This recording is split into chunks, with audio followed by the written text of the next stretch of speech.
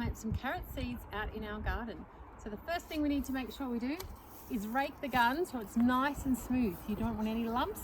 You've got a really good connection between the seed and the soil. No air gaps.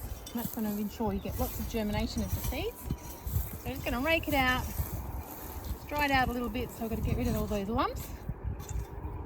Get it nice and level as well so we don't get any water forming puddles in there. Now that's looking good. That last little bit, that looks great. Now we're going to plant in rows today, so I'm going to make the rows with the handle of my rake. Really good way to do it.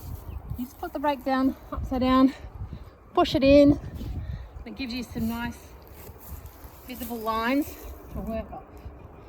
But the other way, I'm going to do 3 rows. That's a good spacing for my carrots. We'll just start with this end. So, because carrot seeds are so small, I'll show you how small they are. A good way to sow them so that you don't end up with lots of little seeds together. See how tiny they are? So we're going to mix them up in a jar of sand. It's a really good old trick for spreading out the seeds and getting a good spacing between your carrot seedlings. I'm going to pour my 2 packets of seeds in there, pop the lid on and give it a really good shake. Get those carrot seeds distributed evenly. All right, now it's simply a matter of sprinkling the seeds in the sand along the line. It's much easier to spread when they're in the sand as well, than when they're just little individual seeds.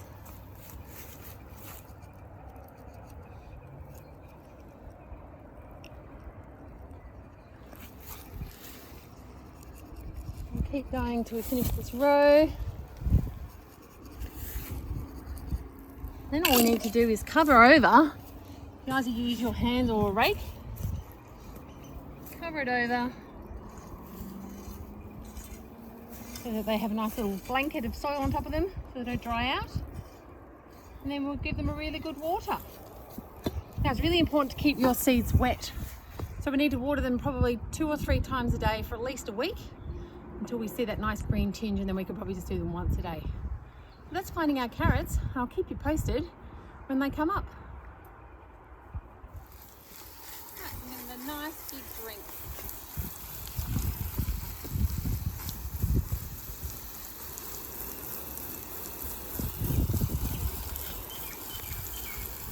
Now we're down in the other part of my garden where all my tomatoes have been growing all summer. Now, as you can see, they're looking a little bit sad now, so I thought it would be a really good time to save some seeds for next season. So the best way to do that is with some paper towel, and you want to choose the really juiciest, the most delicious looking tomatoes so that you know you're getting a good seed source. And all you do is just squeeze out the tomatoes onto the paper towel, squeeze out all the little seeds. You want to spread them around so they dry out, and you just leave that to dry, and then they will be ready to sow next spring. So that's it, pretty easy, and you've got your own seed for next year and you know exactly what you're getting. So there you go, seed sowing. I just wanted to show you that the tomato seeds have dried on the paper towel now, so I've labelled them with the variety, which is Tommy Toe, little cherry tomatoes. I popped the date on there, April 20, and that means I'll be able to store these until spring when they'll be ready to plant out. I can just rip the paper towel into little pieces and actually plant the whole paper towel and everything, bury them over with some soil, and they will sprout straight away. Exciting news, everyone. The pea shoots have sprouted. That's them there. And over here, look, all the garlics have come up. They're doing really well. So I'll show you how they're growing next week as well. Thanks for joining me today, and I'll see you next time.